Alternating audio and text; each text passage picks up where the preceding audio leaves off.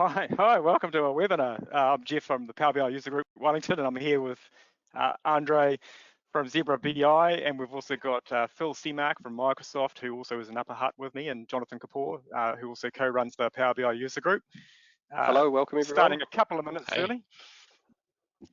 Just to say hi to everybody. Thrilled to have everybody from both the user group and the other user groups in our and good time zones.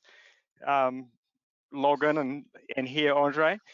One of the reasons why I opened this up is it's so hard to get good content down here in our crappy little time zone, Andrej, that I figured if we can get you up in the morning to speak to us, then the Australians and the Canadians, et al. Can piggyback. Yeah, thanks, Jeff. Also want to point out I'm wearing the merchandise from Andrej's company, a Zebra BI t-shirt. I was supposed to give it away, but I never did. It's the coolest little logo out there apart from the Power BI one. Yeah, great. Maybe I think we should figure out a way how to, make a small contest or something, for you to finally hand out those t-shirts that you're hiding in your closet. Yes.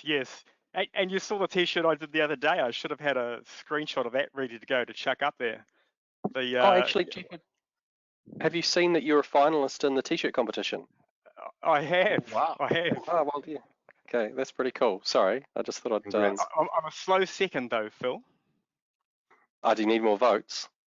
Well, it's too late. I think voting's closed. But Oh, yes, okay. Yeah. We could have canvassed for some here. So the person, I forget who's first, but they're a hell of a lot more artistic than me. So. Right. Well done for being a finalist. So Andrej, I'll stop talking. I'm going to hand it over to you. I'm a big fan of Andrej and Zebra BI. I met Andrej once for about 5 minutes over in Melbourne, just after the first day of the Melbourne Business Application Summit, and his presentation was the next day. And I said to him, "I'm so thrilled. I'm going to see you present. I'm so keen on data viz, and I don't see enough really strong data viz content in the Power BI community. I can't wait till tomorrow to see your presentation, but unfortunately I had to fly home early. So after all that, I missed it. So I finally get to see you in action here now, Andrej, live, and I'm looking forward to it. All right. Hey, and everyone Thanks, in the Jeff. audience, if you have a question during the session, Jeffrey and I will be monitoring the chat window and the question window. If it's appropriate, we will interrupt Andrej and ask him, but otherwise we'll probably leave it to the end where we will have we'll definitely set aside some time to do Q&A. All right, perfect. This brings us to the agenda for today. So the intro, that's done. We're ahead of time actually for a few minutes. So my session was supposed to take 60 minutes. I'll try to keep it short. So I guess I'll finish before that, and then the Q&A at the end. But feel free to type away your questions during the session as well. So Phil will decide whether to interrupt me or not. So just feel free and just interrupt me. And just read out the question, please, for me, and we'll try to make this, as interactive as possible, as close to a live event as possible. And so who is this guy? So I'm Andrej. Don't try to pronounce my last name. It's actually pronounced Lapajne. So I come from Slovenia, not Slovakia, Jeff. It's a difference, but more importantly, I'm specialized especially in data visualization. I would say this is my #1 field. So I've been studying data viz for more than 20 years, I guess. And during my career, we started as a consultancy. I was implementing BI systems, so planning systems, reporting systems, dashboards, and I've been using practically every BI tool out there. I was a Tableau reseller, one of the first ones in Europe, actually, back in 2007.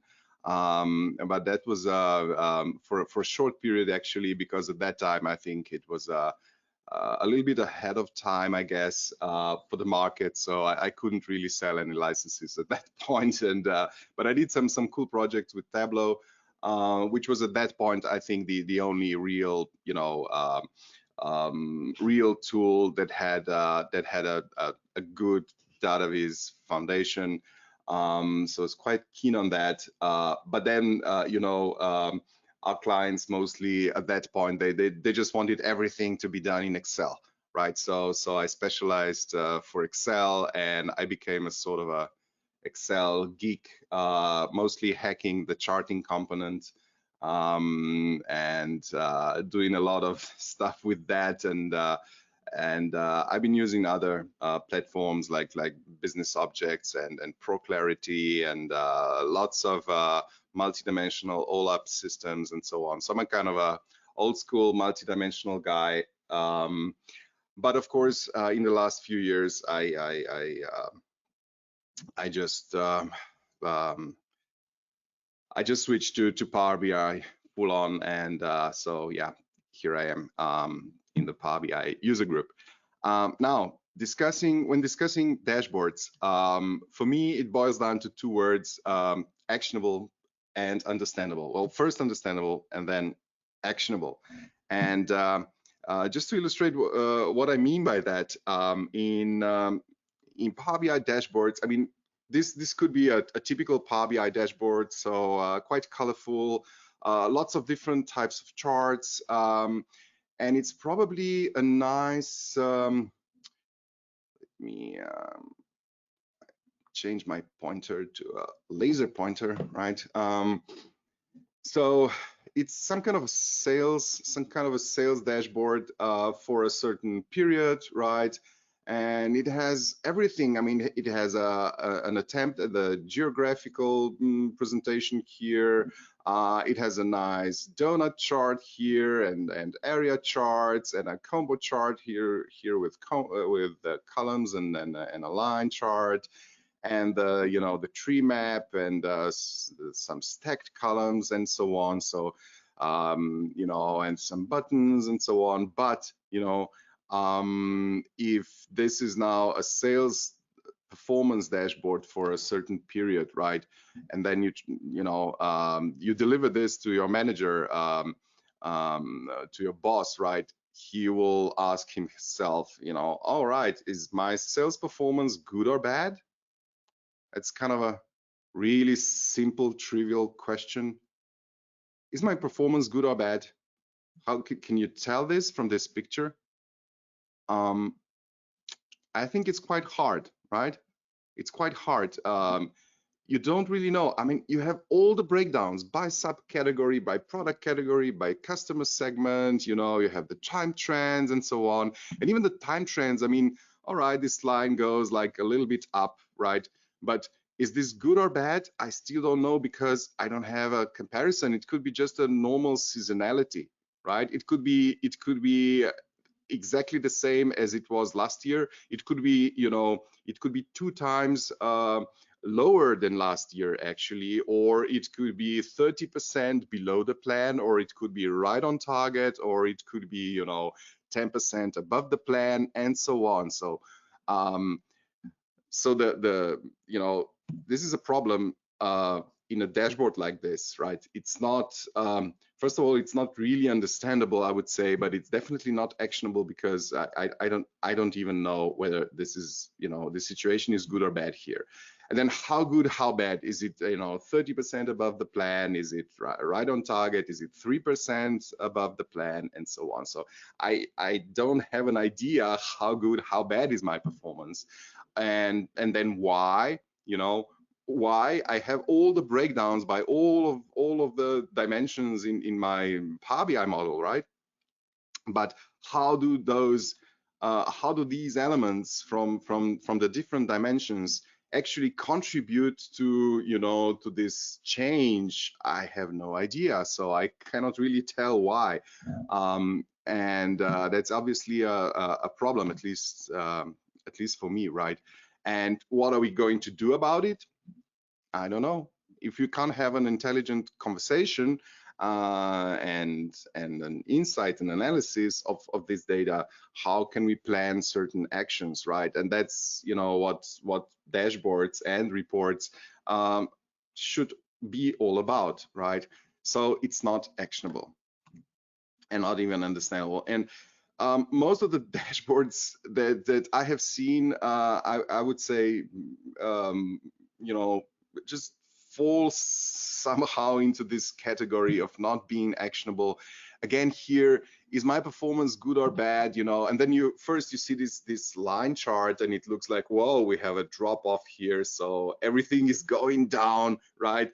But then when you actually read all the labels and, you know, make your way through all the data categories and titles and labels and legends and so on, then you understand, all right, this is not actually time. These are business units, right? So we have another problem here, which is the wrong chart type. So don't use line charts to present breakdowns by something else than time, right? So reserve line charts only to show the trends, right? The time. If it's a breakdown by a business unit, you know, don't use this chart. You will use something else, right?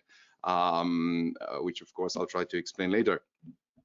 And the tree maps here. So what this visualization does is it gives me an idea of the, you know, of the proportions of the breakdown. Like just roughly, I understand that this Primus product category here, this product is, you know, more than half of the revenue, right?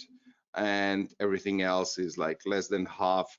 I don't know exactly how much, and again, I don't know, I have no idea about the growth rates of this product category and so on. So what we are basically doing here is we are showing, we are presenting 1, 2, 3 product categories and another one that we don't know which it is actually, and a blank category, right?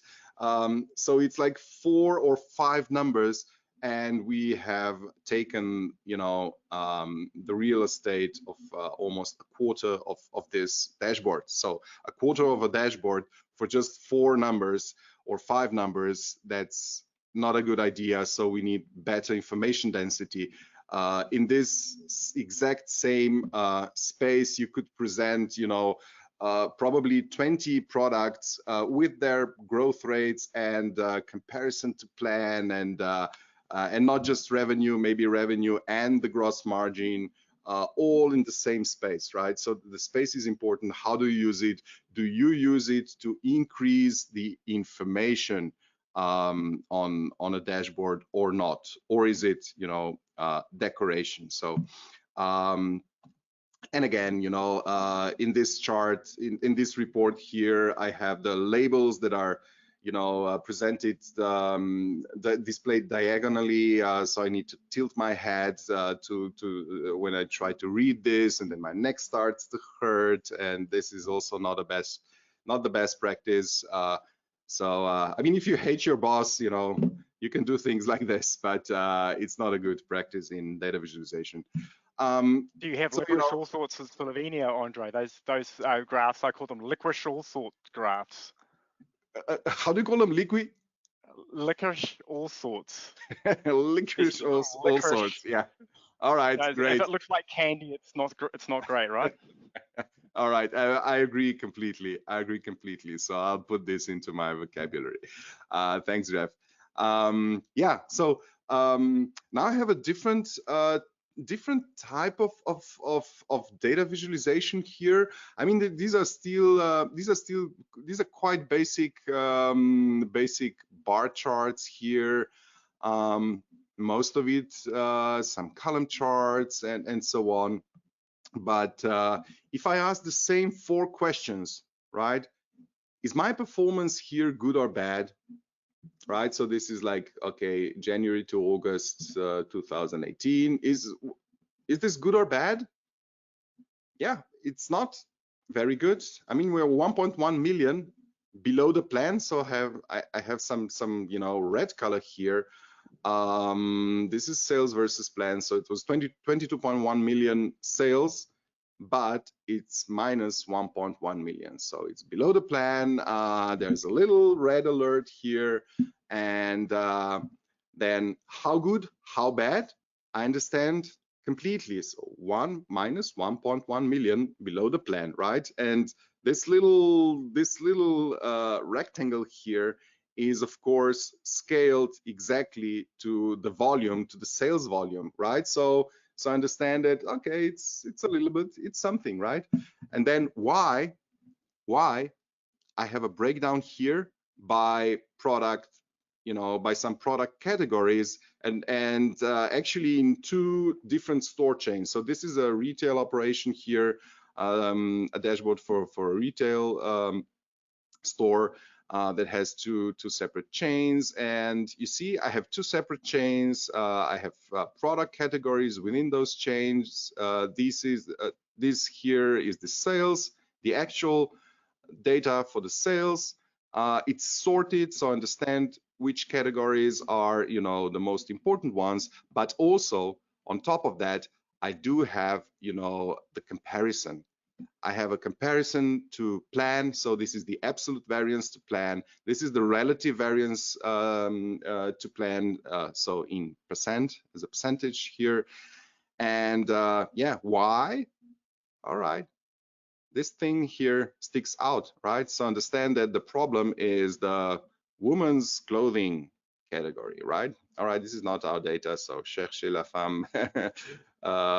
It's a demo, but this is the issue obviously here. And also in the other store chain, we see that there are certain product categories, again, the women's clothing not performing as planned, right? So I understand why, understand which product categories, and not just, you know, which product categories are on target or you know, above the target or below the target, but also I have a simple comparison. So I know exactly how much, what is the extent of the contribution of this product to my final result here. How important is this variance, right? And then what are we going to do about it? Well, at this point, I don't know, right? But if you now added some really cool and nice interactive Power BI features, like for example, some well-designed report page tooltips, or ability to drill through to the women's category, women's clothing category in this particular chain retail operation, right?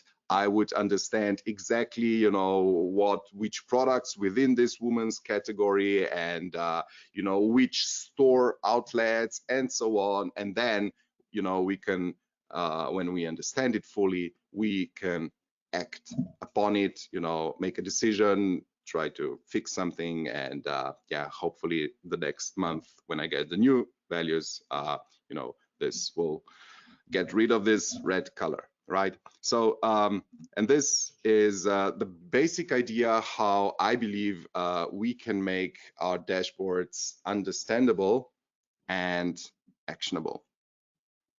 All right, so to illustrate my point with a Power BI example, I'll just switch to Power BI. So I'm in Power BI now, and just put this to full screen, into full screen. And yeah, so this is a sales dashboard in Power BI, which looks quite simple in the beginning, because this is a landing page where, you know, the users will land. This is the first page in my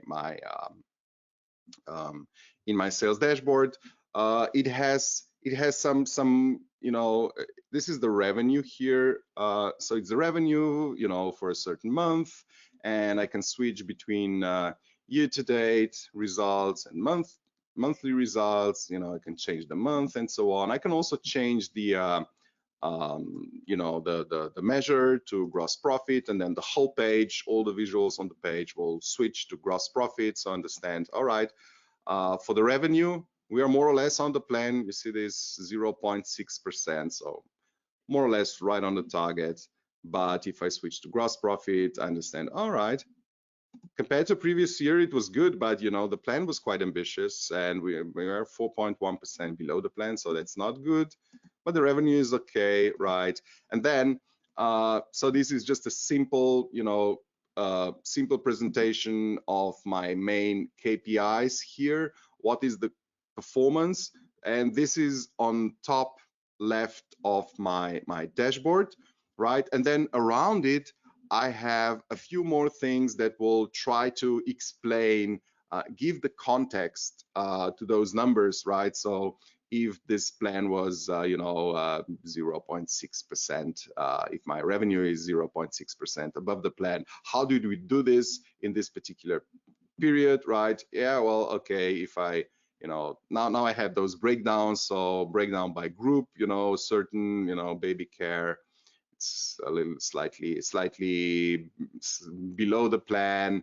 Actually, the mobile business unit is more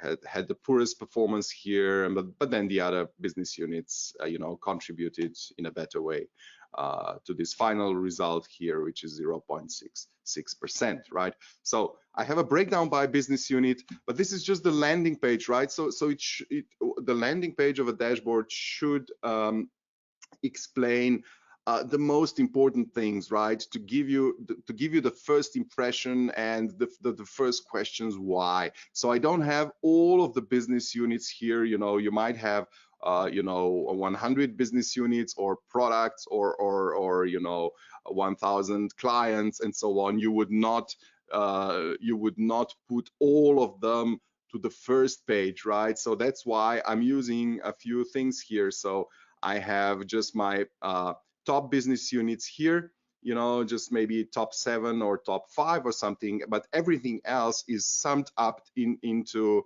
this others category, and then I have the total, right? So that's why, you know, that's how I'm presenting the most important business units only, and then the others. But then of course I can drill into detail to understand the full situation regarding business units in several different ways, right? Here again, with the products, I might have 1,000 products that I'm selling, but I decided to actually show the top and bottom most important products by the variance. So, you know, that I understand, all right, exactly this product, you know, was most above the plan. And then there are certain products that are quite below the plan. And again, everything else is summed into this others category automatically. And this is then the explanation, you know, how did we achieve this +5, you know, million or +5,000. This is in K, so +5,000 dollars or euros or something, right? And all right, so a dashboard like this should have, I think, some kind of an onboarding feature. So for example, a really nice way how you can do this, you know, to have this what I call info overlay or a help overlay. So, you know, there should be some kind of a help button somewhere, especially in the landing page of a dashboard. So when the user click, you know, he gets really nice explanation on how to use the dashboards and reports that you're building in Power BI. So make sure that you do this properly, because many consumers, they are not you know, they're not professionals, they are not necessarily acquainted with all the crazy features of Power BI. So you need to make sure that, you know, you need to have the end user always in mind. You know, who are those persons? They might be complete beginners in Power BI, and they even don't have the, you know, they even have problems with consuming the reports, right? So this is a nice way how to do a how to do such onboarding help overlays. I actually managed to squeeze in animated GIFs here, so it looks like a video, but it's actually an animated GIF, right? And then you can do it like in a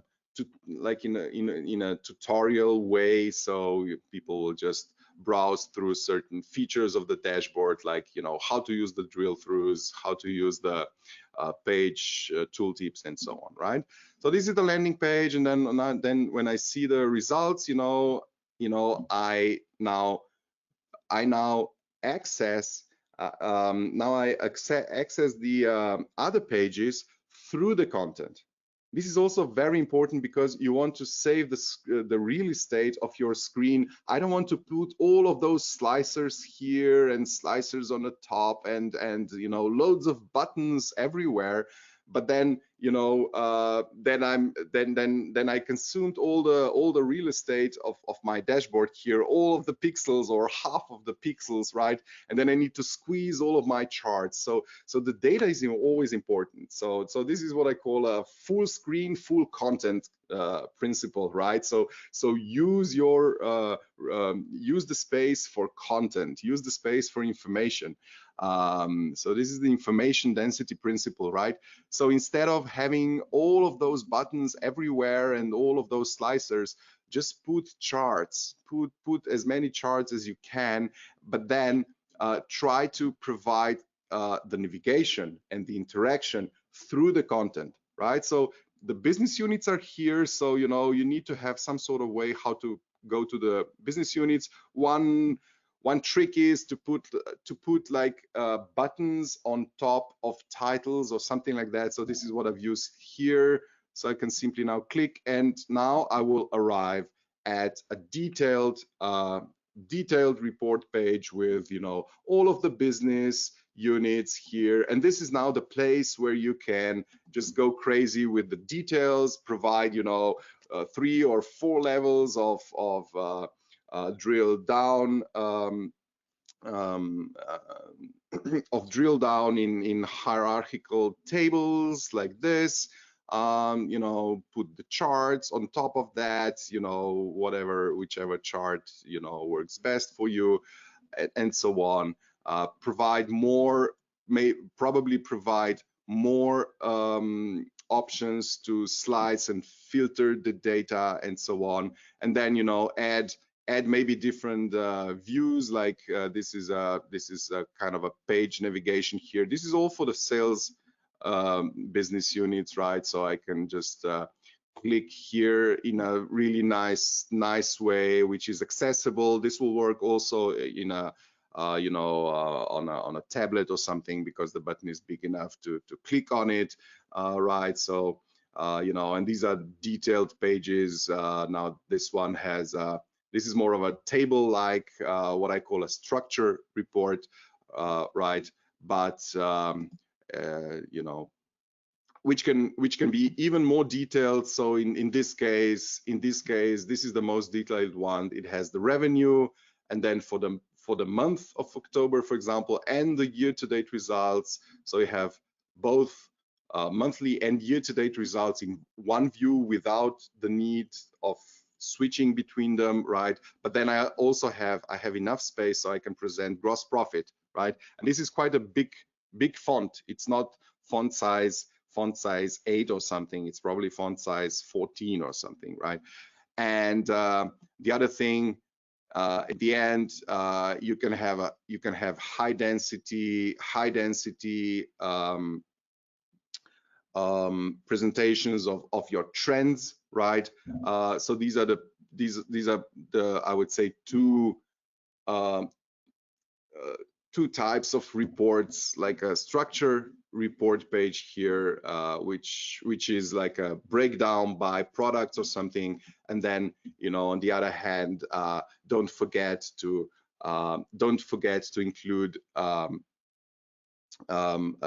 presentation of the trends, because this will present a larger time frame, and this gives additional context to the information, right? because it's important, you know. I see these are all of my business units here, and now I understand, all right, my baby care business unit is the biggest one, the most important one.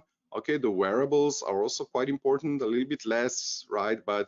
And both of them have really nice growth rates, right? So this is 15.7% here, above previous year, so that's quite good growth here from the previous year.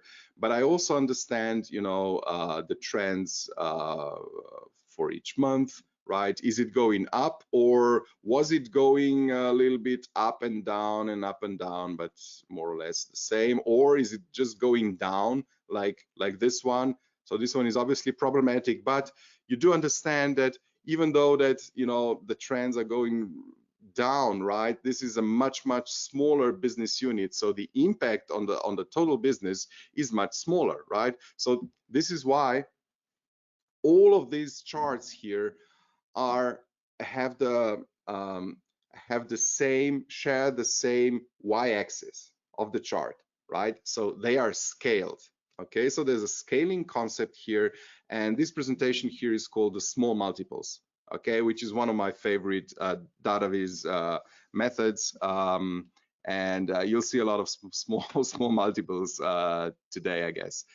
Okay. I'm sure you're going to point this out, Andrej, but these are Zebra BI custom visuals, so these aren't available out of the box. This is what your team of people have been working on. Yeah, thanks, Jeff. So yeah, this particular view, it's almost, I would say it's probably impossible. I mean, you can do it with a lot of so yeah. Well, first of all, these are the Zebra BI visuals which produce the small multiples out of the box. So this is just one visual that renders everything, right, automatically, and it takes care of scaling and so on. And you can switch the chart even in the view mode. So right now I'm in the view mode, right? And you can just switch between different types of charts as a viewer, and you will see, you know, the data in slightly different ways. And yeah, this is all done by our Zebra BI visuals. At the moment, there's really no native support in Power BI for small multiples. You can sort of do a simple small multiple by using several charts. So if you just put a lot of charts into your page, but then develop some slightly complicated DAGs to make sure that, you know, the charts, all of the charts share the same y-axis, which is a major problem. So the scaling, it's not slightly tricky, it's very tricky. It's a head turner. It's I'm the only person I know that's done it. I think you're actually really the only guy who attempted this, and yeah, you can share your experience maybe. I mean, as far as I know, it took you quite a lot of time to actually do it. So don't do this at home. I'm sure that Microsoft will add some support for small multiples in the future. There are some plans for this, but this is actually, I think, the hardest thing in data visualization for so the scaling and the small multiples, right? It's quite hard, but yeah, this is what we are actually specialized in. So our Zebra BI visuals do a really good job at that. So I'll do a short demo at the end. I don't want to turn this into a sales pitch, but I will show you how to do this, right? And so most of the visuals that you see here are actually the Zebra BI visuals. So this is also one thing here. It's called a integrated variance chart. So it presents, for example, the sales and the variance to plan, for example, or the variance to previous year. Actually, this is to previous year in the same chart. So it's just an integrated column inside the column chart. So it's kind of a advanced column chart, right? So you see, just to give you an idea how I feel that a good dashboard could look like, right? And then here I have, I show you the report page tooltips. Don't forget about the report page tooltips. You know, don't just leave the basic tooltip out there just because you're lazy. We're all lazy, but you know, the users need more information, right? So if I see that there's a variance here, and this one is the most problematic, right? I will ask myself why. You know, what contributed the most to this negative variance here?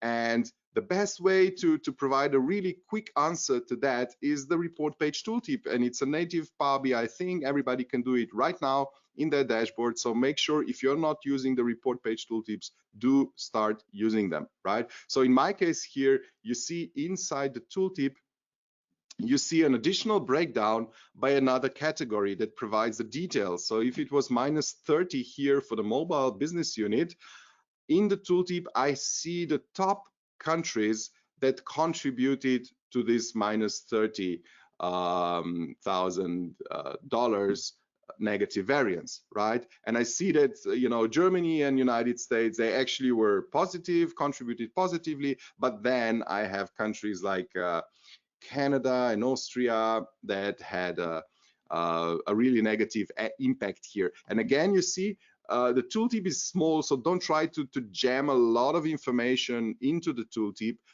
Make sure you filter out the elements that are most important and will best explain the row or the, you know, a column in your base visual here. So again, this is a form of a top and bottom chart with an additional row for others. Again, so you see that the top N function plus others, I think is quite important for the dashboards as well. So all right, similarly, you know, you can click here to get a better insight into your KPIs. So I had a really simple presentation in my landing page, but when I click, you know, I have a much better presentation. I see all of my KPIs. So I see the revenue, I see the costs, I see the gross profit, I have the comparison to plan, I have the comparison to previous year for this particular month, but also for the whole year-to-date period.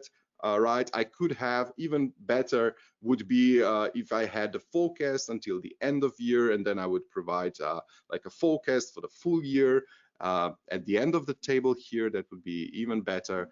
And again, here you see this is again a small multiple. This one is really small because it has just 3 charts. But again, these are not just 3 charts, just, you know, placed on your dashboard. Because they are again completely scaled. I understand that my revenue is growing, right? But my gross profit is also growing, but it's like more or less half of my revenue. That's why this chart is, you know, smaller, exactly 2 times smaller, right? This is pixel perfect scaling here, right? And then if the costs are growing, if the costs are growing, this is it's growth, right? But it has a negative impact, right? So the costs are bad. It's a bad KPI. So this one is kind of inverted, right? So these are also the some of the features of the Zebra BI visual, right? So you can actually like invert the meaning of a chart. So if it's a bad KPI, you can right click and invert it.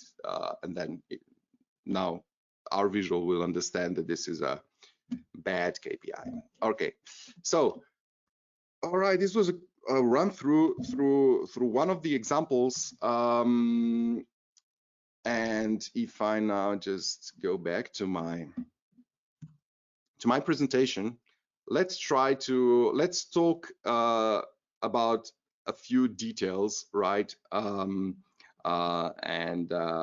7 mistakes as I promised. Okay, so number 1 for me would be bad choice of charts, mostly due to wrong chart orientation, but also just using wrong chart types for different for certain data sets, and just advanced charts completely missing, right? Let me explain what I mean by that. So the wrong chart orientation is by far the most frequent mistake in the reports and dashboards, Power BI reports and dashboards that I have seen across the world. By far number one. So if you fix this one, you know, you will fix almost half of your data visualization problems. So if you see pointer options, let's test my drawings drawing skills now. So if you see diagonally displayed labels, this is an indication that something is wrong with your chart. Okay. Why are they diagonal? Because of course they are long labels and they don't fit into the chart. So you have a couple of options. Make the font really small and people of course will not be able to read it. Okay, so keep your font you know, at a certain standard size, which would be for internet at least 12 points, at least. If it's bigger, the bigger the better. So this is not an option. And then of course you can make the chart really wide, but then this will consume a lot of space. So the only, you know, strategy left is to start rotating the labels, which is what I think probably all of the Power BI visuals do as a default, right? But it's actually an indication that your chart is wrong, okay? Because this chart has an axis that runs from left to right. So the axis of this chart is horizontal, okay?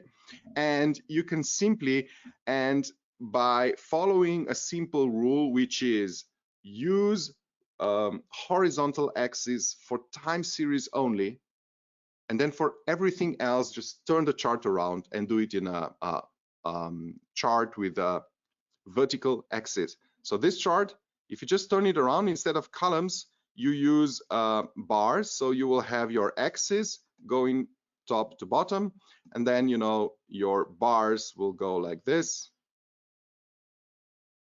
right? Just turn it around, right? You get my point. And I am really bad at drawing with my mouse here, but you see, just do it in this way and people will read it like this from top to bottom. And while you do that, sort the categories by a value, okay, which will result in a much better presentation here, and you will not have the problem with rotated labels, because now you can simply you know, display all the labels like this. All of the labels in your report, in your dashboard, should be displayed horizontally. So no rotating, not like this, not vertically, always horizontally, so I can normally read it without, you know, breaking my neck. All right. So this is number one chart problem. We'll talk about colors later. This is way too many colors. It's just, don't do this, please. Also, don't do this. This is way too many series in a stacked column chart. Way too many. You know, it's not even all the colors are written here in the legend for the categories, and it's just completely impossible to say anything intelligent about this data set here. So what is this data category actually?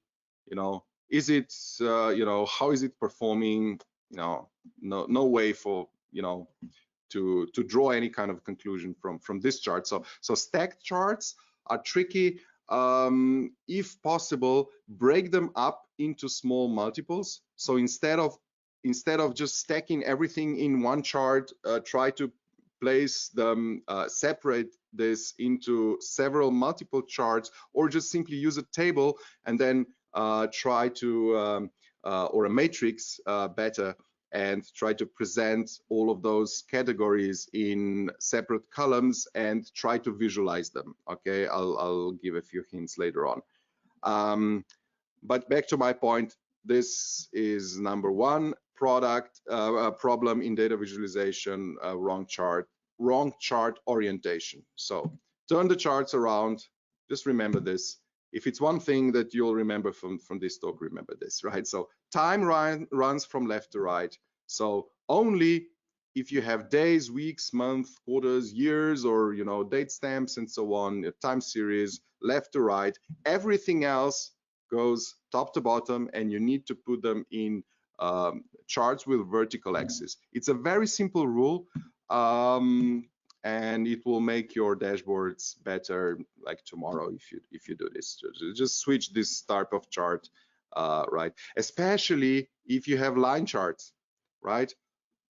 Because everybody now assumes that this is a kind of a trend, but it's not. It's just but some promotion name. So it's a marketing report here. So this is kind of okay. So this is time series, but this chart is not really very actionable. We do see that it goes down, but that's it. Here again, the same problem, vertical axis labels, and again, horizontal axis, you need to turn it around like this. Okay, just don't do this again. All right. And again. So this just goes on and on. This is the most important dashboard mistake, I would say. Then next thing are the labels. Where are the labels? Okay, so as you see here, I don't have the data labels here, so it's empty. Of course, maybe report designers assume, all right, this is Power BI. This is actually the default in Power BI, right? So people will just go with their mouse over every little data category and wait for the tooltip to appear so they could read the label. But this is not how it works, because the consumers are managers or bosses, and so they don't have the time to explore with their mouse every little pixel in a dashboard and wait for the labels to pop up, and then then they go here, they move the mouse, and then they forget, oh, what was the label again? They need to go back, wait again for the tooltip, and so on. They don't have the time to do this, right? It's crazy. So you need to include some data labels. I don't claim that you need to put all of the data labels in, but a certain amount of data labels is needed, especially because exporting to PowerPoint, exporting to PDF and stuff like that is still unfortunately very popular, and people will just export this into a PDF, and then of course all the interaction is gone and you just see what you see, right? So another problem are the legends, right? The legends, we saw here a nice example of a terrible legend, right? So this is the legend, which is based on color coding principle, which is one thing that you should definitely avoid in your charts, to have a color legend and then assume that people will try to match the color from a legend to a certain series in a chart. This is extremely, it's kind of a visual VLOOKUP that people need to do, and it's been proven multiple times in the history, like in a previous century, that this is one of the most time-consuming and tiring operations for humans, right? And it's quite so don't do this. The legends, and here the legends are completely missing. I don't know what is this data category, this data category, this data category. So you should have a legend here. So the name of the data category, the value of the data category, and once you fix all this, then you just cancel the pie charts and replace them again with maybe simple bar charts like this. Or sometimes it's even better if you want to retain this idea of the message of the part to whole. So you know how much is this particular part to the whole value, to the total. Then use the waterfall chart. So it would then look like this. So this is a bar chart, but then you know it would be the next one. Actually, the first one should be, you should start with the biggest one and then just go the smallest one, right? And then this then results in a total like this, right? So this would be A, B, C, and the total at the end. So this is a good replacement for pie charts. Okay, so this would be a vertical waterfall chart. Okay, so I mentioned poor labeling. This example, no labels at all. Then this example, sometimes yes, sometimes no. So for some reason, this chart has all the labels and with wrong data accuracy, right? Because it's just accurate to a million. And then you have labels like 1 million, 0 million, 0 million, 0 million, 1 million. Not good, right? So at least one decimal place here, please. Not too many decimals, right? I try to keep it to 1 decimal maximum, and then just see from the range of values, you know, whether you need to display this in millions, in K, or something else. And do not repeat this M, and dollar, right? So this is just these are just things that are repeated. So it's an unnecessary redundancy. Just make sure you put here in the title that this is, you know, in $1 million. In $1 million. This is going really bad. Or like million. Can I do this? Like million USD, just to make sure what kind of dollars this is.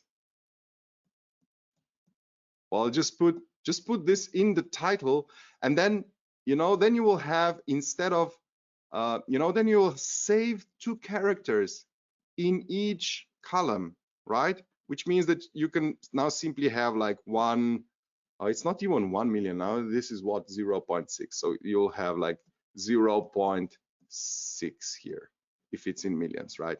And so on, right? So it's even shorter, but it's more exact. Okay, and now why this chart has the data labels and this one doesn't, I don't know. Only the author of this report knows this, but it's not good. You know, be consistent and, you know, put some labels in all of the charts. Okay, and then, you know, the extreme, the extreme on the other end, just all of the labels for every data point that you have in all of the charts, which is a temptation, because your bosses will probably, or managers will probably want to see the labels there, and will say, I don't see how much is it, put the labels, but this is way too much, right? So that's just not every freaking label, please. Okay, so you need to strike the right balance. And of course, when you will fix your charts, you will not have a problem with the labels, right? So here the problem is the side-by-side chart, and then it's actually a combo chart with a line chart on top of the combo chart, and so on. But still there are no variances here. Okay. And maybe the last thing with the labels are actually quite important, I must say, and very tricky. So I'm spending some extra time on labels. Keep your labels short. Okay, fix your time dimension and make sure that you have a short month name in your time dimension. Don't use the default, you know, Power BI's time dimension, which is created automatically by default from your date field. You know, just disable that and create your proper time dimension. There are tons of you know, tons of articles how you can do this in Power Query or in DAX. You know, in DAX there's a simple formula, you can copy and paste it. I'll show you links at the end, how you do that. And then you will have short month names in your time series, and then you will just write Jan, Feb, Mar, and so on. Everybody understands this, and all of these labels will be short. They will consume less space because they don't need to be tilted, rotated, right? And it results in much cleaner charts, which in turn results in much cleaner reports and dashboards. Number 3, inconsistent use of colors. Now, colors are tricky. Color is probably the hardest thing in data visualization. This here is way too many colors. Okay, this just keep a report page to maximum 4 or 5 different colors. Okay, maximum 4 to 5. Everything above that is not going to work. I explained this already. In stack charts, it does not work, and so on. But how do you solve this? I mean, here, if you have this tree map, you need to introduce certain color, right? But then if you just apply a different color for every different data point, it's basically just random assignment of a color. Power BI just goes there and will assign a color from your theme, like 1, 2, 3, 4, 5, 6, 7, 8, 9, 10, based on the order of elements that appear on the chart. So even the next time that you will refresh this dashboard, the same color will be applied to a different element, because it will have a smaller or a bigger amount than the previous year, and the rank of the data points will change. The order of the data points will change, and they will just get, so it's a completely random color assignment, right? Which is not a good practice. A good practice is to be consistent and always use the same color for the same meaning. So that's the idea, right? So be consistent, use the same color for the same meaning, right? So for example, this dashboard is nice. It has a really nice theme and so on, but again, it's the same problem. You see this blue color here represents sales, and then in this chart, it represents just external something, and in this chart it represents the business product category, as opposed to this purple thing that represents the coach, whatever that this is. But then again, this same purple color here means something completely different, mountain.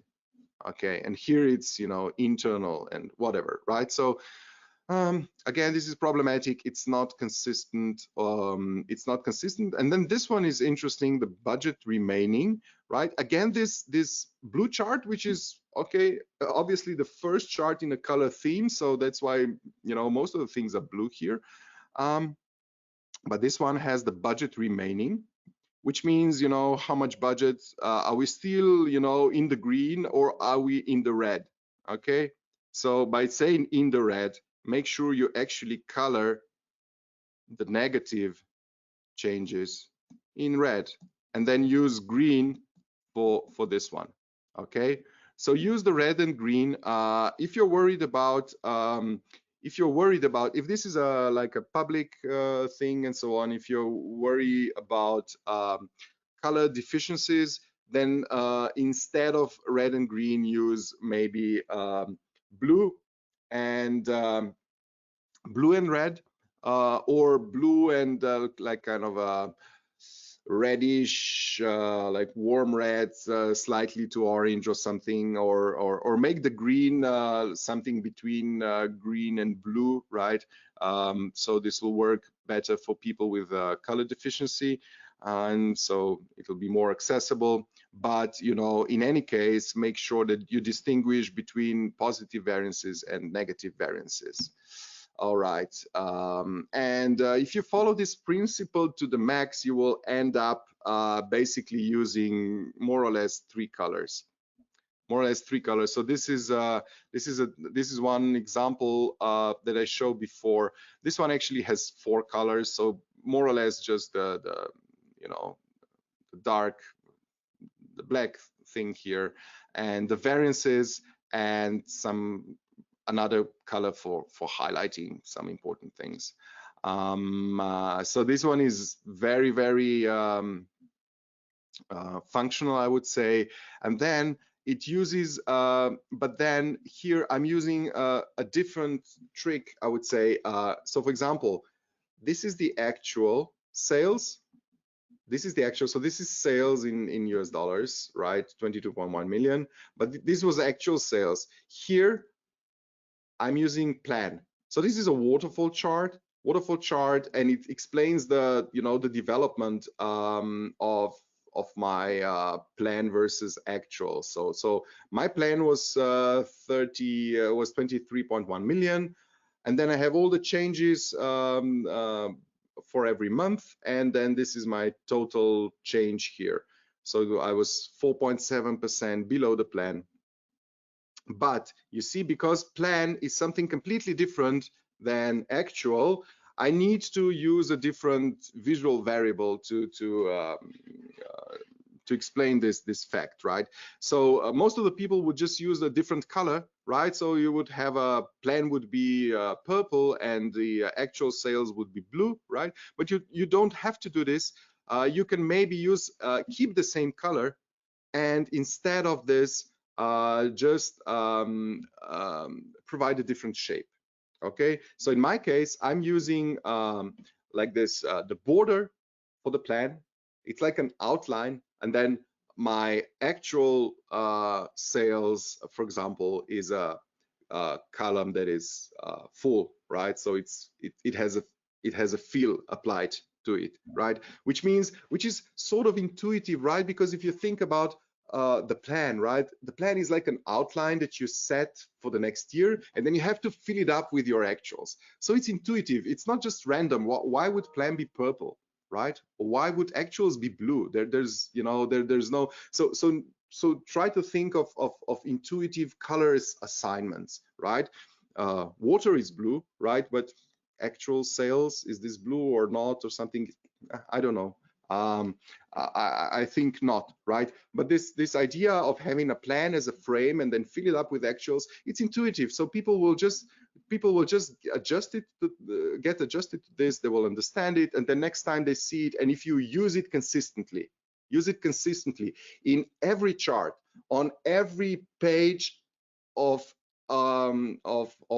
every report that every user in your company is doing, if you can achieve that, you know, then you will deliver consistent dashboards that have consistent shapes and colors and so on. And this is most importantly in every company, to, you know, sort of try to get on the same page with everybody, and use same color definitions and styles and so on. So it's kind of, for me, it's a kind of a governance, right, in the reporting and on the front end side. And I think it's actually one of the most important things that contributes to the dashboards and reports being understandable to the end users. Okay. But just in general, start with neutral, desaturated colors, you know, or even no color at all. Just use gray as a gray color as a default, and then use saturated strong colors for variances, for the changes, because the changes are the most important things in your reports and dashboards, right? So they can be black, they can be, you know, blue, but saturated blue or something like that, just not red by default or something like that, because you do want the variances to stand out, the changes, the highlights, and things like that, right? Only then will my attention be on this part, on the changes. Okay. Good. Yeah, which brings me to my point number 4.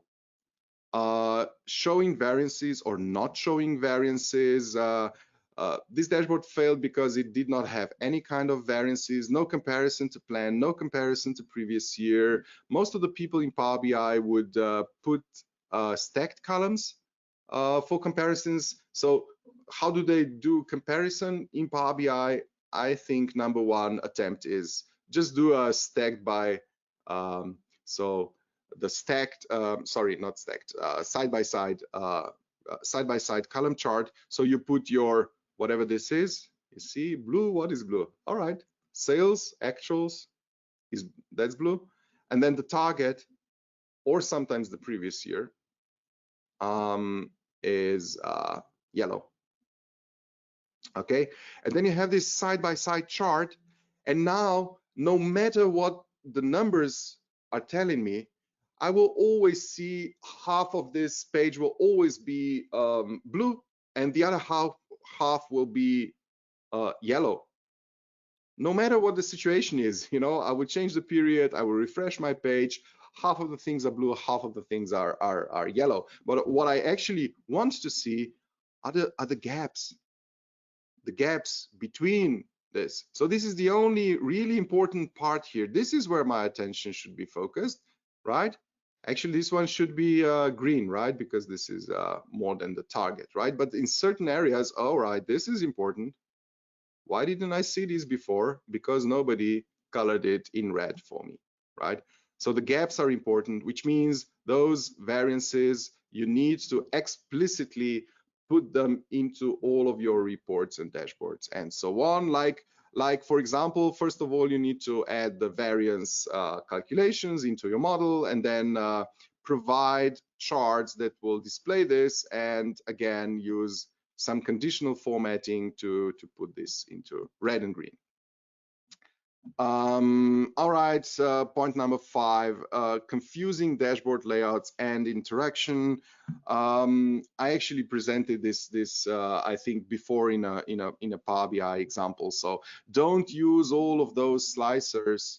Okay, this screenshot is not fair because it's not an actual designed report, but I do see things like this, you know, like you have the states here, and it's just a list, it's a slicer. Why doing this? Because if you can actually replace this with a chart that will on top of just listing the countries, provide, for example, sales for those countries, and this chart will serve as a filter anyway, right? The basic concept of Power BI is everything gets filtered. So a chart actually functions as a filter in a way, right? For the end user, right? So just do a chart. Make sure that all of your content are charts, and then the slicers and filters are really, really small. Okay. Yeah, and then try to use this is the idea that I presented before in my demo. So in a dashboard, when you structure your dashboards, just think about it. Just simplify this into 2 major page categories of pages, right? The first one is the landing page, where people will land, or home pages, right, where they need to have some basic, you know, the most important KPIs, and then quick explanations around them, you know, like basically breakdowns by different categories and so on. And then through this content, they go to a detailed report page, you know, analyze the situation, and then provide some way to go navigate back. So provide a button to go back. Okay. I will share actually these things. I'm mindful of time now. All right. You've got a captive audience, mate. We're all in lockdown here. We can't go anywhere anyway. All right. So I think this was already an hour, right? So let me bring this to an end. I have a couple of points, and I would like to show a few things in Power BI still. Okay, so number 6 and 7, right? It's more or less connected. No scaling concept. That's a problem. So if you just put separate visuals on a dashboard, you will have this problem of scaling, because, for example, I have this 7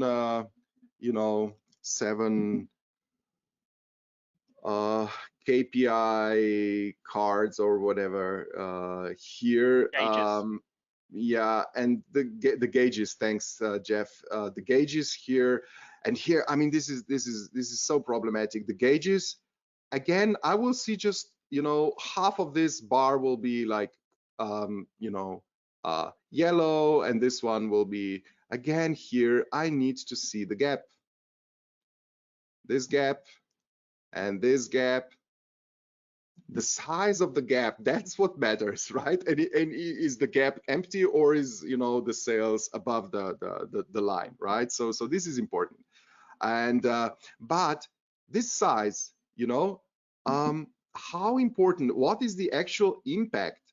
It's very tricky, because, for example, this one looks very similar to this one. Not just because it has yellow in both gauges, but it's below the plan. This one looks much more problematic. There's a bigger gap here, but this one is 400,000, and this one is 49. So it's almost 10 times, or let's say 8 times less important. Okay, it's clearly a problem. So this one, if you had the scaling concept, this gap here should be like 10 times, like it should go here. So this is a problem in Power BI, and it's actually I think right now the major problem of Power BI. It has absolutely no scaling concept within the whole product, right? There are no small multiples. That's being this will be changed, I guess, in the future. But even not just that, there's absolutely no way how to communicate between the visuals in Power BI. So there's no concept about that. The only thing that you can do is maybe do a really hard DAX tricks, and then somehow do a chart trick to put that DAX measure into the chart and so on. Okay, so instead of this, do a small multiple. You see, I explained the small multiples before, and which in turn will increase your information density. So the small multiples are probably the best data visualization method to increase the information density in your dashboards. But also this point here, embed charts into tables, right? Which is my last maybe a recommendation, right? The world of reporting is not like separated charts versus tables, and then you have table people who want to see all the numbers and they're fine with tables, and then you have data viz people who hate those guys and want everything in charts, right? Many times doing a combination of both, like embedding charts into tables, bringing the two worlds together, is actually the best idea, right? Okay, so here's Edward Tufte on small multiples for a wide range of problems in data presentation. The small multiples are the best possible solution. So I showed you this one, the small multiples. I just switched to Power BI and show you this stuff in live, I guess. And this is not just in financial reports or sales reports or something. This is for example how we internally look at our website traffic and things like that. So it's completely marketing analysis. Like I see our website traffic for each channel. Where's the source of it, and is it growing or not, and so on. And so I don't know how many charts I have here, but it's like 16, so it's more than 20 charts on one page, right? I'm quite happy about this. All right, and this is the second part, the second point in my increase the data information density. This is a table. This is a table, but it's actually, it combines charts. You see, you can do this by using the conditional formatting in the matrix visual, or just use Zebra BI visuals that have all these principles embedded inside. Okay, so this is the wrap up. These were the top 7 features that I tried to present today. Let me show the let me share the resources. I've done a lot of webinars. Actually, if you find these topics like interesting, do go to our website, especially this page here. If you go to our website, is zebrabi.com, okay, and you'll find all the links. I have a lot of PBIX examples that you can download, including the dashboard that I showed at the beginning, right? So just navigate to our website and you'll find the help page for the Power BI, and then the webinars. The webinars page actually has 22 hours of recorded webinars. There are 1-hour sessions on the topics of data visualization, dashboarding, reporting, tricks, DAX tricks, things like that. And if you like the visuals, the Zebra BI visuals are on the app source. And the good news is they are the basic version of the Zebra BI visuals is free. So you can actually do small multiples already with the Zebra BI visuals, and you can do the integrated variance charts and the stuff that I was showing. A lot of that you can actually do with a completely free version. So just go to the app source and search for Zebra BI, and you'll get 2 visuals. There are 2 visuals. The one for tables or matrix table chart combinations. The other one is for charts and small multiples.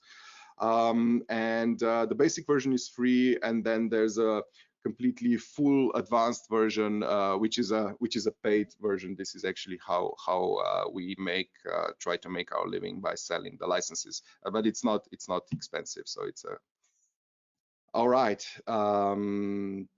Okay. I'm done with. We've got some great questions. Thanks for the presentation. My thoughts on Zebra BI is that it's essentially like having a whole bunch of report devs in a box. It's a hell of a lot cheaper than hiring me to do it, that's for sure. Thanks, Jeff. Thanks, Jeff. Some of our questions were, how do you work out what should go on that main page versus into the detail pages? How do you get that balance right? I mean, I'm looking at your stuff here, and it looks deceptively simple, right? But there's obviously a lot of work has gone into thinking what goes where. That's a great question. It's not an easy. There's no formula. There's no formula. So the basic frame of mind, I guess, is put the KPIs here on the top left part, and there are a couple of ways, and it depends on your end users as well. So for example, this is a very simplified version. This is probably too simple for most of the projects, real projects that I was involved in or as a consultant. So let me show you. Do I have another example open? Consolidated finances. Sorry, too many things. So this would be like this would be another example.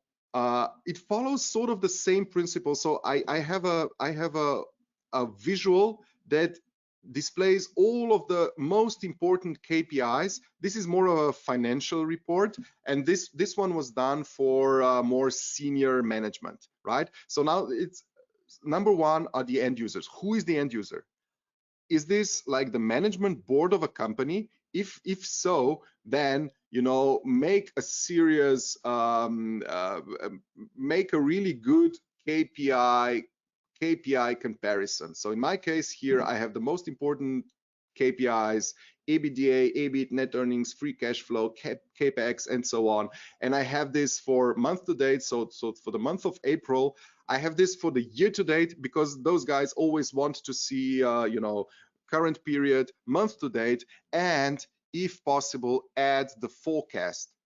Add the forecast here, and display also the forecast for the full year compared to the plan or the budget for the full year, right? So like the top management or the financial guys will love this.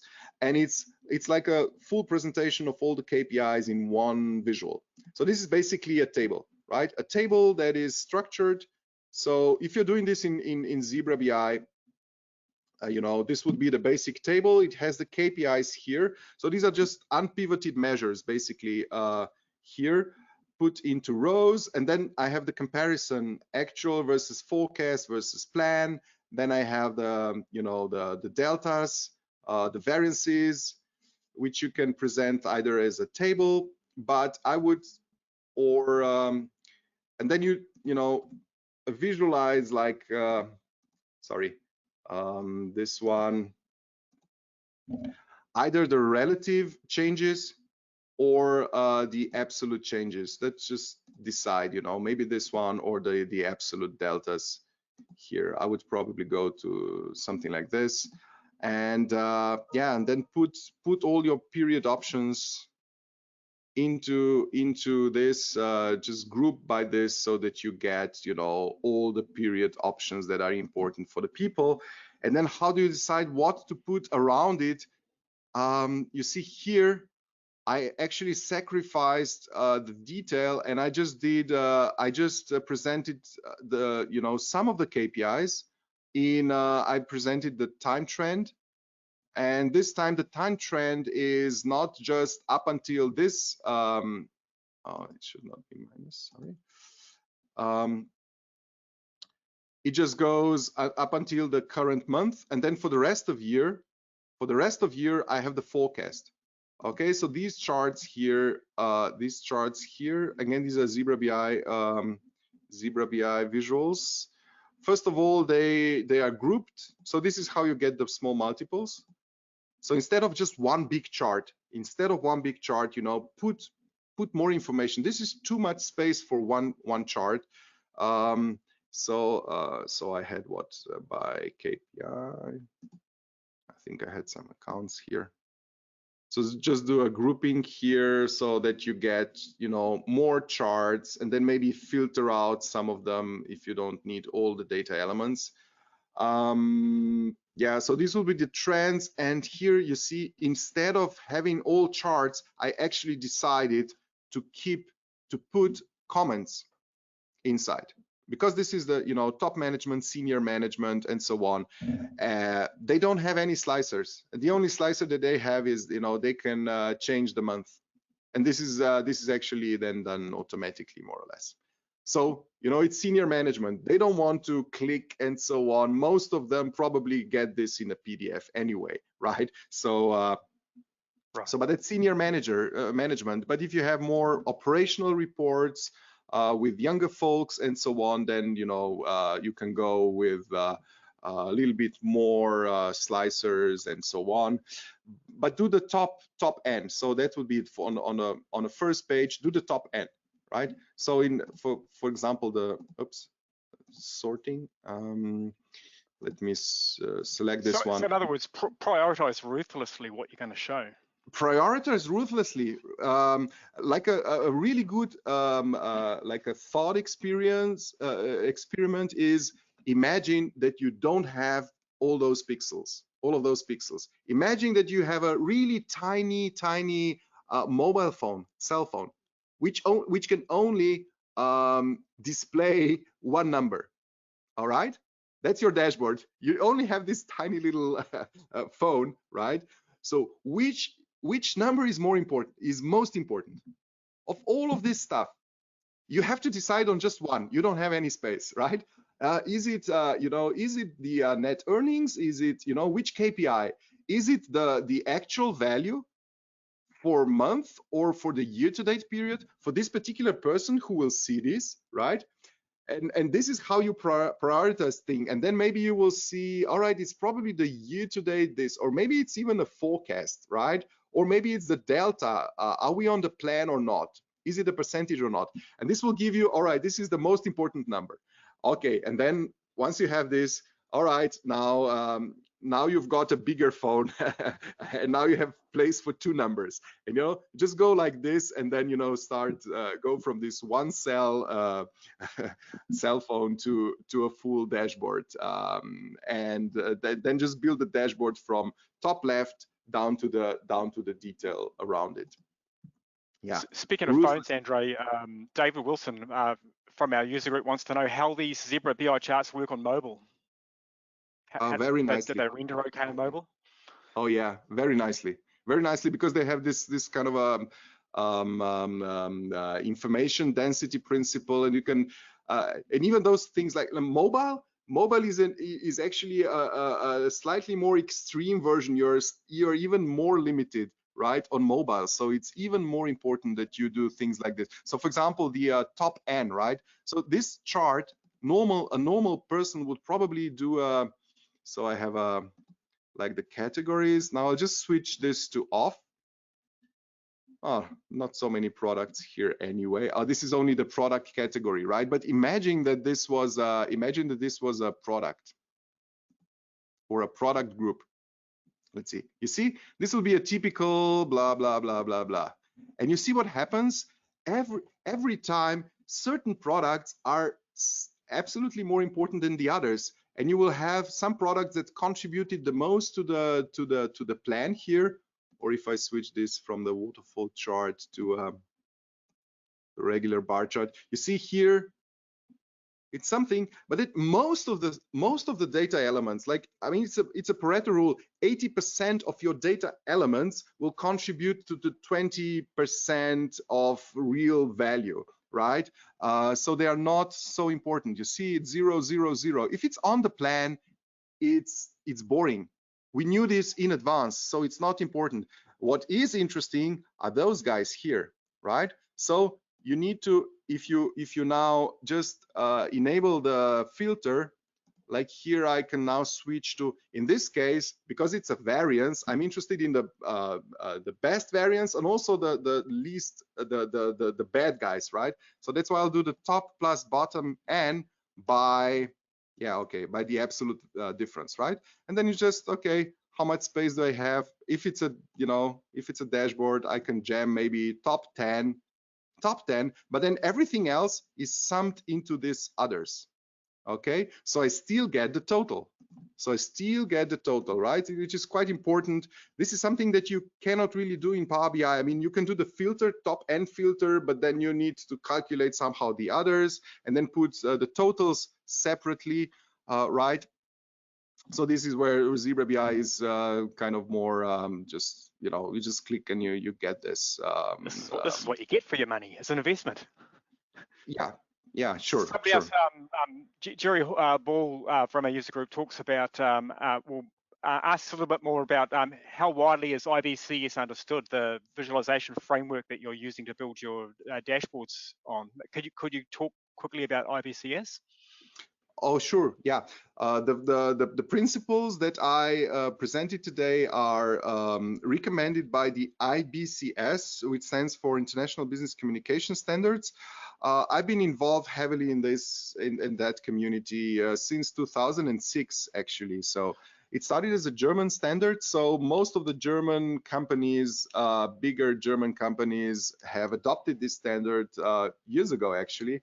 Companies like Daimler and so on, even our users that have Power BI and are using Zebra BI visuals are a lot of bigger German companies like Daimler, Bosch, Henkel, BASF, and so on. But then there are others. I mean, even Microsoft is using, for example, our visuals in certain teams already for performance management, for dashboards, and so on. And Facebook is our client, and others. So I would say it's spreading.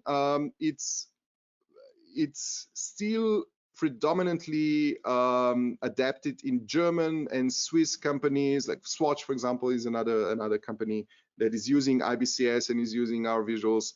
So German-speaking companies have mostly adopted it, but now it's spreading around the world. So so it's and the adoption is really is very good, I must say, especially with business units.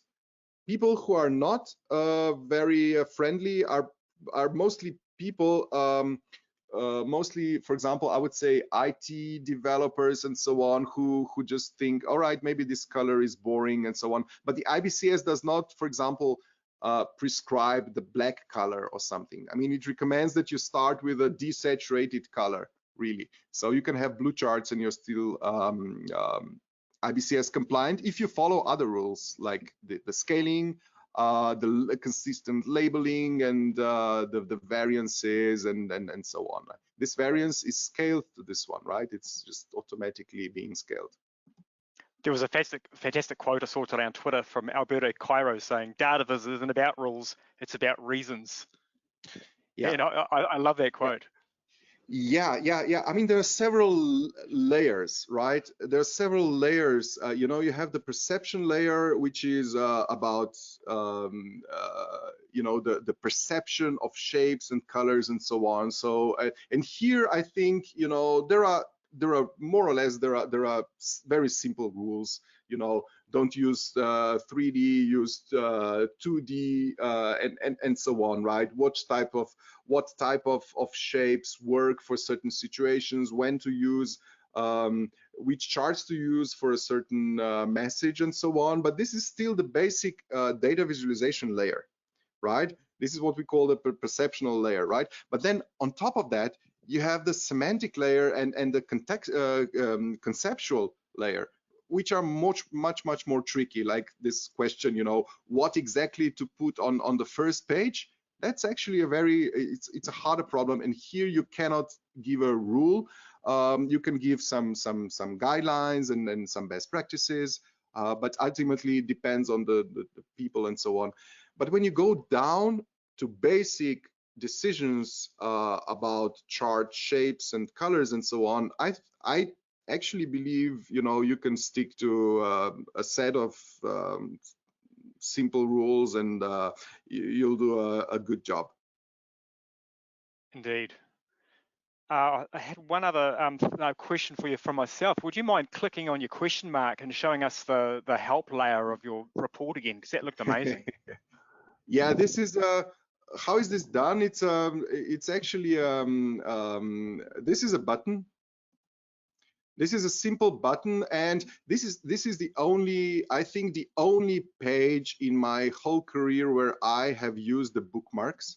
So I do have a few bookmarks here. So when you click here, I just toggle a few elements here. So you see I have this thing here. It's a group that consists of this little circle here, and what is this? It could have been an image that I inserted into my dashboard. But there's only one caveat. If you insert an image, and then you put an image into your dashboard, you'll find out that Power BI image element cannot play animated GIFs. So in my case, this is an animated GIF image, but but this element is actually not an image. It really is a chart. And this is just a dirty hack, a dirty workaround. If you're interested, I'll show you which. I just had a webinar when I explained exactly those tricks, how to do this step by step. But the basic trick is not to use the image. Instead use any of the native charts. For example, stacked column chart. Then go to plot area, and then do an image. You see here, add an image. Where do I have those images now? Animated GIFs, voila. animated GIF. Of course, you need to. It's nice to see you've got photos of me and Phil on your computer, by the way. Yeah. I had them ready. If you wanted me to put on the charts, I was ready for everything. So you see, you just put the image into the plot area of a chart, and for some reason this works, and now the animated GIFs are playing inside a native visual, right? You can also play animated GIFs in certain other like custom visuals and so on, but this is just a hack how you use the native visuals to display animated GIFs, and then just clean everything else and just, you know, have the title for this. Then this trick. So basically, then here I have another thing. I actually overlay a huge rectangle, which is not a rectangle. It's not like insert and shapes and rectangle, but it's actually a huge button. It's a huge button. And why? So it's a button that has a fill, that has a background, like it's grayish, and it's, you know, a little bit transparent, right?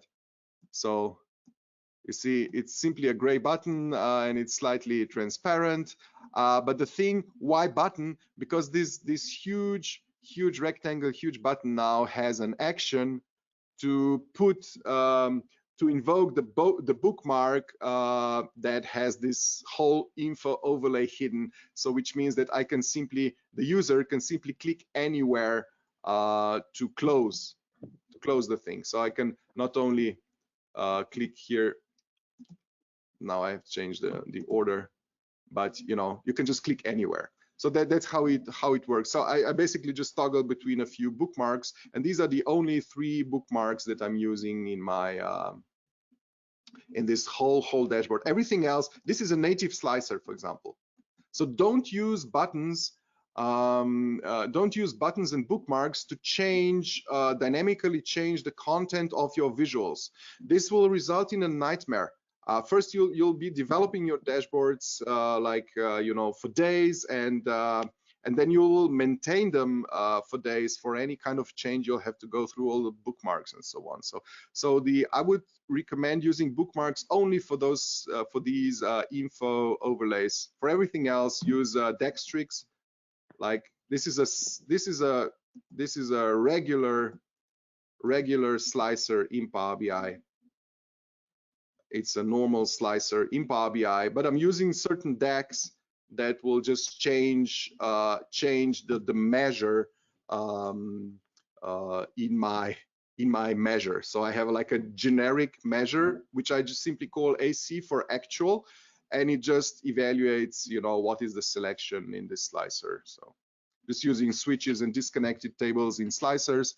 But you can use disconnected, the calculation groups if you're on premium, and soon calculation groups will be also in Power BI desktop. Fantastic. So we'll record this. We'll upload this webinar. I'll link to this webinar on the Meetup group, and I'll send it out via Twitter. But I just want to thank you very much for taking the time and getting up early and sharing your dashboards with us. I'm always amazed when I see Zebra BI custom visuals. They're like nothing else I've ever seen. I spend a lot of time trying to replicate half of, well, even 1/10 of the stuff you're doing in DAX. I don't get close, but my clients pay me a lot for the privilege of not getting close. If they just subscribe to a couple of Zebra BI licenses, my mortgage would be much bigger than it is. Yeah. So kudos to you and to the team. There's nothing else like it out there. Yeah, I'd gladly wear this anywhere, mate. I love it. Thanks, Jeff. Thanks for inviting me. So yeah, it's a difference. It's a difference. So let me show you. This is one chart, and then, you know, just throw in the business unit. Voila, and you have it. That's it. And it's scaled, and you know, and it solves even harder problems, like real problems, like with scaling, which is, you know, most of the folks in their business, they have one business unit or a product that is a major one, and then everything else is dwarfed, right? So Zebra BI will do things like reserve more cells in this matrix for a bigger unit, and then we'll just split this into two, you see. So you have two charts here in the same row, and crazy things like that. So this is what we do. It's what we deliver, and hopefully, yeah. Try the visuals, play around with them. At the moment, that one category is masks, which is unfortunate, but you know, there'll be a lot of mask sales dominating some dashboards of some companies at the moment. Thank you very much. Cool. Stay safe, Andrej, and all our listeners. Appreciate you all signing on. For anyone who's interested, there's actually a Brisbane meetup with Gilbert Quinter. Oh crap, I can't think of his name. Gilbert, the guy from Four Movement. Gilbert Q. So you can log out of this one and log into the next one. Let Great. the good times roll. Yeah, all right. Thank you, Andrej. Thanks, Thank you, everyone, for coming, and look out for another webinar. A meetup. Probably not in person next month. Perfect. Great. Thanks, guys. Thanks for inviting me. Thanks, everybody, for attending. Bye-bye. Bye.